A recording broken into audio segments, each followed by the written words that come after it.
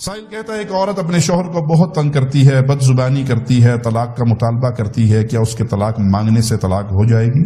اینا نہ ڈرو، منگنا نہیں ہوندی، پریشان نہ ہو۔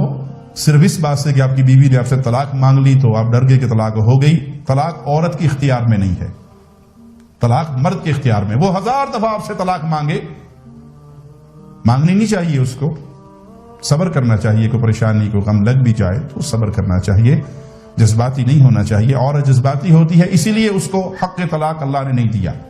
مرد کو حق طلاق دیا ہے کہ وہ طلاق دے سکتا ہے۔ ہاں، عورت کو باندھا بھی نہیں ساری مستقل آپ کی زندگی کے ساتھ کہ اس کا رہنے کو جی نہیں کر رہا لیکن وہ مجبور ہے کہ آپ کے ساتھ رہے، نہیں، ایسی بات بھی نہیں ہے، بلکہ اس کو حق خلا دیا ہے۔ عورت خلا لے سکتی ہے، اور خلا لینے کے لیے ایک صحابیہ آئی اور کہا کہ میں اپنے خامند کے دین میں کوئی عیب نہیں نکالتی، بس میں اس کے ساتھ نہیں رہنا چاہتی، مجھے نہیں پسند ہے، مجھے اس سے الگ کر دیجئے۔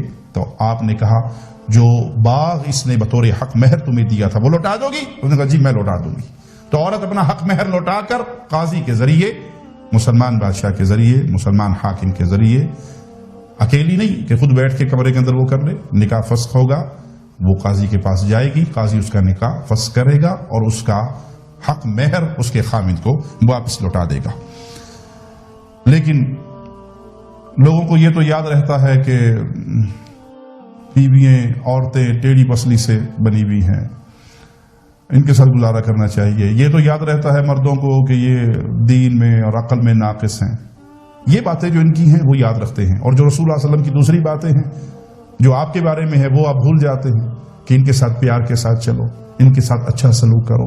تم میں سے بہترین وہ ہے جو اپنے اہل و عیال کے ساتھ بہترین ہے، اور میں اپنے اہل و عیال کے ساتھ بہترین ہوں۔